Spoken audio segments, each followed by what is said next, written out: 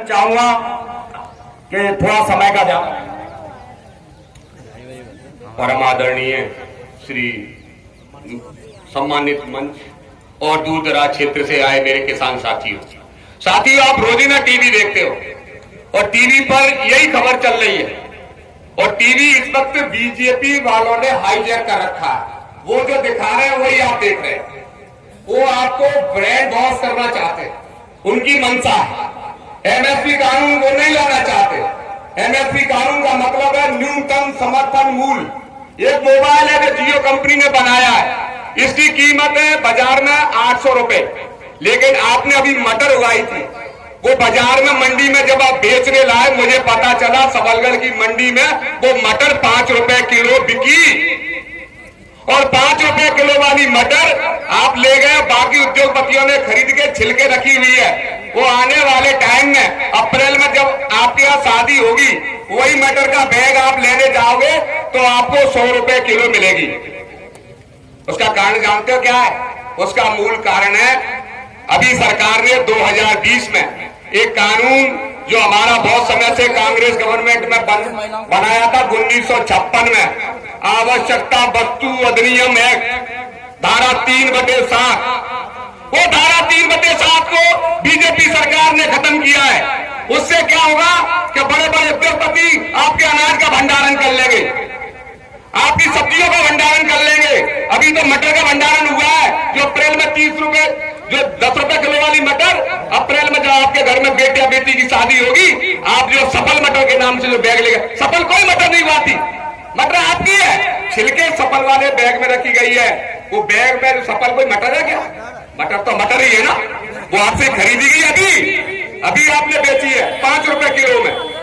अब एमएसपी कानून होता, मटर की एक निश्चित रेट होनी चाहिए थी, 20 रुपए माने 20 रुपए। कुछ किसानों ने अभी हाल ही के दिनों में बाजरा बेचा था 2100 में, लेकिन बेचने वाले किसानों की संख्या केवल 5% थी। बाकी 95% छोटे किसान जिसके 2 कुंटल बाजरा हुआ, 3 कुंटल बाजरा हुआ, वो मेरे रामपुर कला में बनिया की दुकान पे बेच रहे थे 11.5 में। अगर एमएसपी कानून बन जाएगा तो आपकी निर्धारित रेटों पे, जिससे आपको पता रहेगा कि हमारे खेत में 10 कुंटल मटर हो रही है और वो 10 रुपए किलो या 20 रुपए किलो, एमएसपी कानून बन जाएगा तो आपको पता रहेगा 20 रुपए किलो मटर 10 कुंटल होगी तो कितने की हो गई? 20,000 की। हमें पता चलेगा कि हमने इतनी लागत लगाई है, हम कितना फायदा हो रहा है। लेकिन सरकार ने अभी हाल ही में जो कानून आवश्यकता वस्तु अधिनियम कानून खत्म किया है, हमें उस कानून को लागू करना होगा। उसके लिए इतने आदमी नहीं, आप अपने घर जाओगे, पड़ोसी को जगा के लाओगे। बहुत से लोग हमसे पूछते हैं, हमने भाई साहब हमारी समझ में ना आती, जी लोग सही कह रहे हैं लड़ने वाले कि बीजेपी वाले सही कह रहे हैं। मैं तुम्हें कैसे बोलता, घर आए नहीं, टीवी बता रही है, पूरे दिन टीवी पर एक ही कहानी। अगर फिर कुछ समय बचता है तो आपको पाकिस्तान घुमाएंगे, कुछ समय और थोड़ा सा बचा तो चीन को दिखाएंगे। इसके अलावा किसान को कोई नहीं दिखाता। आजादी के 73 सालों के बाद पहली बार किसानों के लिए किसान महापंचायत के माध्यम से या अन्य जो इस वक्त विपक्षी दलों के माध्यम से किसान की आवाज को उठाया जा रहा है, ये बधाई के पात्र है। मैं किसी पार्टी का मेंबर नहीं हूं, मैं किसान जहां भी लड़ेगा, किसान मेरा भाई है क्योंकि मैं किसान का बेटा हूं। मेरे पिताजी को 50 बीघा जमीन है, लेकिन मैं बर्फ बेचता हूं। उसका कारण पता है? इनकी गलत नीतियां हैं। इनकी गलत नीतियों की वजह से घाटी क्षेत्र के किसान लंबे समय से पानी के लिए लड़ रहे हैं और मेरे खेत में पानी नहीं है, इसलिए मुझे बर्फ बेचनी पड़ती है। और मैं गारंटी से कह रहा हूं, आगे आने वाले टाइम में बर्फ बेचने वाले इतने हो जाएंगे कि मेरे परिवार का भरण पोषण उससे भी नहीं होगा, क्योंकि वो आपको धीरे धीरे करके ये ईस्ट इंडिया कंपनी की तरह काम कर रहे हैं। इनकी कार्यशैली ईस्ट इंडिया कंपनी जैसी है। ईस्ट इंडिया कंपनी ने जिस तरीके से लोगों को घुस करके काम किया था, बिल्कुल वैसे ही ये काम कर रहे हैं। इनकी कार्य पद्धति कोई खास ज्यादा अंतर नहीं। ये उद्योगपतियों को धीरे धीरे धीरे धीरे धीरे धीरे बढ़ावा दे रहे हैं, उसका नुकसान आप लोगों को होगा। हम भाषण सुनाने आपको नहीं बुलाया, आपके अंतरात्मा को, आपके अंदर जो किसान सो रहा है उसको जगाने के लिए बुलाया।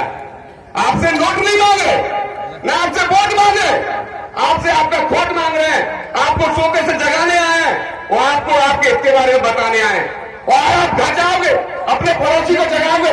ये लड़ाई खत्म नहीं हुई है, लड़ाई की शुरुआत है। ये लड़ाई की शुरुआत है और ये अपने हक की लड़ाई है।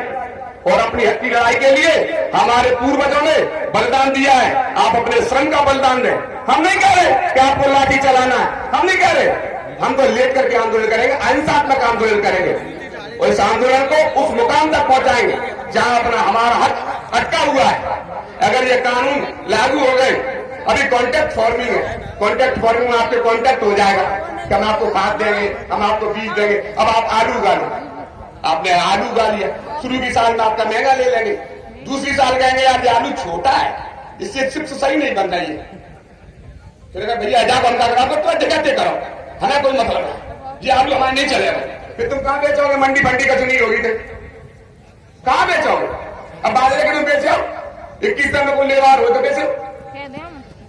मेरा कहने का मतलब केवल आपसे ये है, मैं आपसे कोई वोट या भाषण देने नहीं है, मैं तो केवल इतना कहूंगा आप हाथ उठा के सौगंध खाओ कि हम इस लड़ाई में आज जो आए हैं इससे 10 गुने लोग और तैयार करेंगे घर जाके। हाथ उठा के सौगंध खाओ बस। बोले किसान एकता जिंदाबाद, आप तैयार हो?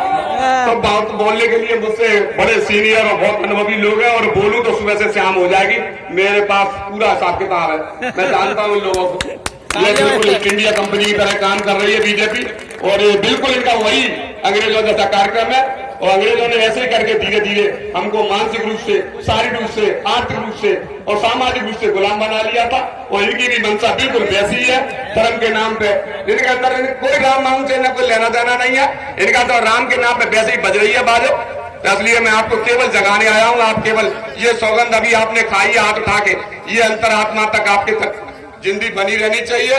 आप किसान हो और मैं कह रहा हूं किसान को अपने हित के लिए काम करना चाहिए। जय हिंद, जय भारत।